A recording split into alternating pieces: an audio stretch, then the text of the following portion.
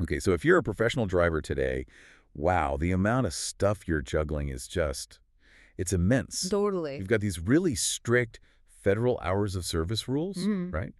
And at the same time, the economy's doing its thing, making the freight market feel pretty precarious. Like walking a tightrope, yeah. Exactly. Right. And then hanging over everything, you've got these autonomous vehicle developments, like robots potentially changing your job completely. It's definitely a lot to keep track of, and the news that actually impacts your day-to-day, well, it comes from all over the place.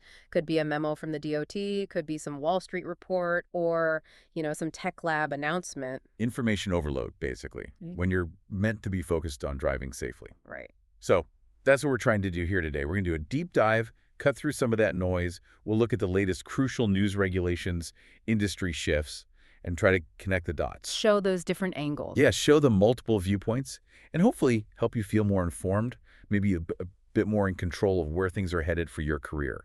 And that sense of control, it really has to start with respecting the driver's perspective, doesn't it? Mm. Every single news item, whether it's like a policy audit or some big EV announcement, you have to see it through the lens of someone actually living that life on the road. That life as a trucker angle is key to understanding the real impact, not just the jargon. Okay, good point. Let's dig into this first area then. Driver voice, safety, fairness in the rules. We're starting with something that seems like a positive step from the U.S. DOT, recognizing the driver's role in fighting human trafficking. Yeah, this is interesting. The DOT is basically formalizing something truckers have often done sort of informally for years. They're setting up a new National Advisory Committee on Human Trafficking and Transportation. A formal committee. And they're specifically asking for nominations from actual real-world truckers to be on it to help make policy. That feels significant. Not just industry execs, but people who are actually out there, who know the truck stops, the rest areas, at all hours. We've heard about groups like Truckers Against Trafficking, TAT, for years. They've trained so many drivers, and those drivers have genuinely saved lives because they saw something and made a call. Right. So this move kind of elevates that. It recognizes that unique viewpoint truckers have. They're often the first ones to notice when something just doesn't feel right. So putting that experience directly into the policymaking process, that's potentially a big shift. It treats drivers like, key stakeholders, not just people regulations happen to. But you have to ask, there's probably some skepticism too, right? Some old hands will be thinking, okay, great, but why now? We've been talking about this for ages. Oh, absolutely. And that skepticism isn't unfounded. It's arguably overdue. But the practical outcome for you, the driver, is likely more training, maybe more specific signage, and definitely more recognition when drivers do step up. So a formal nod that the trucker is a crucial part of the solution here. Yeah, the front line, essentially. Okay, sticking with regulations and systems, let's talk fairness. Seems like the watchdog is checking up on its own folks. The DOT's Office of Inspector General, the OIG, is auditing the FMCSA. Right, the internal police, basically. They're asking, how well is the FMCSA actually making sure states follow the rules for the national CDL program? The Commercial Driver's License Program. Yeah, because let's be honest, state-level CDL management, it can be, well, inconsistent. Messy sometimes. That's putting it mildly. So the OIG is digging into everything, how quickly CDLs are issued, if medical certifications are being tracked properly, how fast disqualifications are reported and acted on. And that inconsistency, it hits drivers directly. If the state systems are slow or sloppy, a good driver can get snagged by paperwork delays. Maybe a violation takes too long to clear. It's frustrating. Extremely frustrating. And the flip side is just as bad if the system is leaky. Maybe unqualified or dangerous drivers stay on the road longer than they should. That impacts everyone's safety. Yeah, absolutely. You're held to such a high standard as a driver. One mistake can end a career. Exactly. So this audit is about pushing the regulators and the state agencies to meet an equally high and, importantly, consistent standard. If the system itself isn't fair or efficient, it undermines the whole industry. Okay, another fairness issue that's come up. Split sleeper berth rules. The FMCSA is running a pilot program, letting U.S. drivers have more flexibility in how they split their rest time. Sounds like a good idea for managing fatigue, right? Resting when you actually feel tired. It should be a good idea, yeah. But there's a catch. The pilot program, as it stands now, specifically excludes cross-border drivers. The ones hauling between the U.S. and Canada or Mexico? That's right. Why leave them out? Is it just tangled up in border politics or something? It seems mostly bureaucratic, but advocacy groups are definitely pushing back. They're calling it a two-tier system, basically. I can see why. Their argument is pretty straightforward. Cross-border drivers are on the same roads, face the same traffic jams, get just as tired, and need that same flexibility, maybe even more so, with border crossing delays. Yeah, that makes sense. Ignoring them seems counterproductive if you're trying to study safety and fatigue. Exactly. It creates this artificial divide. Flexibility should really depend on the job and the driver's needs, not which side of an imaginary line the truck started on. So if you want good data on how flexible rest actually works, leaving out a whole segment, especially one with unique challenges like border waits, seems like it would skew the results. You'd think so. So tying it back, both the audit and this push for broader flexibility, they're really about making sure the rules actually support safety and professionalism, not just add layers of complexity. Okay, let's shift gears now. We've talked about the immediate regulatory stuff. Now let's look at the bigger shifts happening underneath the surface, the things forcing drivers to think more long-term, strategically. Right, the tectonic plates, as you called them earlier. And the biggest one probably is autonomy, driverless trucks. Yep, they're back in the headlines. There's a big push from some lawmakers to get uniform federal rules for autonomous vehicles, AVs, included in the next big transportation bills. Okay, so the official line is probably about boosting innovation, creating one set of rules for the whole country, instead of a confusing patchwork of state laws. That's the argument. But, follow the money. The underlying goal seems to be fast-tracking nationwide deployment. Big tech wants to roll these things out, and differing state rules slow that down. And why do they want to roll them out so fast? Well, think about it from their perspective, or the investors. AVs mean freight moving 24/7, potentially. No driver wages, maybe lower insurance costs eventually.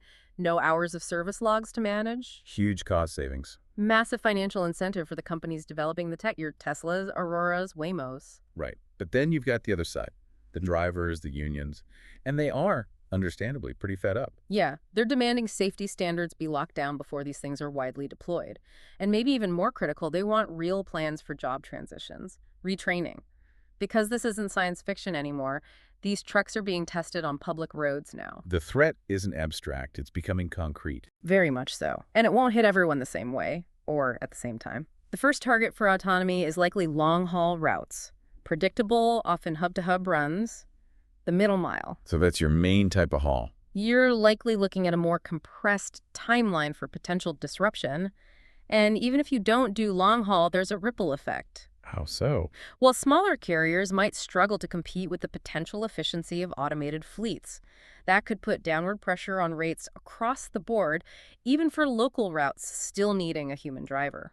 It's something every driver needs to factor into their thinking for the next 5-10 years. Okay, so that's the big tech disruption. But there are also more immediate economic pressures, right? Like what's happening with the trailer market? Yeah, that's another indicator. ACT research is saying the U.S. trailer market is definitely in a challenging spot right now. Orders are weak, manufacturers' profit margins are getting squeezed. Sounds like a cool down after maybe too much buying frenzy during the pandemic boom. That's largely the view. Interest rates are high, making financing new equipment expensive. Plus, a lot of fleets bought heavily in 2021, 2022. So now they're holding back, sitting on the equipment they have. People are calling it a correction. Not necessarily a crash, but a correction still hurts. Absolutely. For drivers, a slowdown in trailer orders can mean a few things. Potentially less freight overall if fleets aren't expanding. Less opportunity for owner-operators maybe to upgrade their own trailers. Right. And it puts more pressure on smaller fleets who maybe don't have deep pockets for maintenance if they're forced to run older equipment longer. You might end up dealing with more maintenance issues on the trailers you're pulling. Right, more time spent on the side of the road or in the shop. Okay, that brings us to another angle of disruption, the push towards electric trucks. Specifically, this new Uber Freight and Tesla partnership. Ah, yes, the EV Purchase Accelerator Program. What's the deal there? Yeah. They're helping carriers finance Tesla semis. Basically, yes. It's a joint program. They offer help with financing the trucks, and they promise access to what they call preferred green freight lanes on the Uber Freight network. These lanes supposedly pay better. Green freight lanes. So companies wanting to look environmentally friendly will pay extra for an electric truck to haul their stuff. That's the idea. Big brands are increasingly focused on their supply chain emissions, their ESG scores. They're willing to pay a premium for clean freight. So this program is Uber and Tesla trying to get ahead of that, trying to corner that market early. Okay, so it's a strategic play. Control the access to the premium green loads, control a lucrative part of the future market. Pretty much. But if you're a carrier looking at this, it sounds tempting, maybe, higher rates, but you'd have to ask some tough questions first. Absolutely critical questions like, okay, where am I actually going to charge this thing reliably, especially outside major hubs? What's the real total cost of ownership over, say, 5 years, including any charging infrastructure I might need? Right, the upfront cost of the truck is just part of it? And maybe the biggest question, am I actually building my independence with this fancy electric truck? Or am I just locking myself into their network where Uber or Tesla controls the rates, the loads, the charging access? Creating dependency on diesel for dependency on their proprietary system. Could be. It's a risk that needs careful calculation. Okay, wow. So we've touched on quite a bit. The DOT acknowledging the driver's role in fighting trafficking, which is good. Yeah. Then the OIG audit pushing for fair and consistent CDL rules. Then the looming presence of AVs and the push for federal rules, plus the economic headwinds from the cooling trailer market and these new strategic plays around EVs. It's a lot of moving parts, but if you look at the underlying theme, especially drawing from resources like, life as a trucker type perspectives, Yeah. it all comes back to control. The absolute need for drivers to maintain some control over their own career, their own financial future, because the industry is just so volatile right now. Policy shifts, tech changes, rates go up, rates go down. You need a buffer, a shield. Exactly, a financial shield. And the sources we're seeing emphasize that building the shield means thinking differently about your time, especially your off-duty time. Managing it not just to meet logbook rules or shipper demands, but strategically for yourself. Precisely. Using that limited downtime wisely. Not just, say, trying to squeeze in another side gig driving that just leads to burnout. Right. It's about using the time to build something else, learning new skills, particularly portable skills. And increasingly, the focus is on leveraging tools like AI to create additional income streams, online income streams. Okay, AI specifically, why is that coming up? Well, think about the constraints. Limited time, sometimes unreliable internet access on the road. AI tools, especially things like language models, can help you do more in less time. Like what kind of things? Could be anything from helping create content for a niche website, maybe offering simple virtual assistant services to small businesses, even setting up basic data management stuff online, things that don't need a huge time investment to start, but could potentially generate recurring income. So it's about leverage, using the tool to make your limited off-duty time more productive in generating income. Exactly. That extra income, that plan B, that's your protection. It cushions you against those freight rate drops. It gives you options when or if automation significantly changes the job landscape down the road. It's the difference between feeling trapped by industry changes and having the power to maybe retire or transition when you want to, not when you're forced to. That's the goal. And the point is, the resources and tools to start building that plan B, they exist now. It doesn't have to take over your life, just requires some focused effort. So when everything around you, policy, tech, the economy is shifting so fast, the smartest move is to build up your own independence.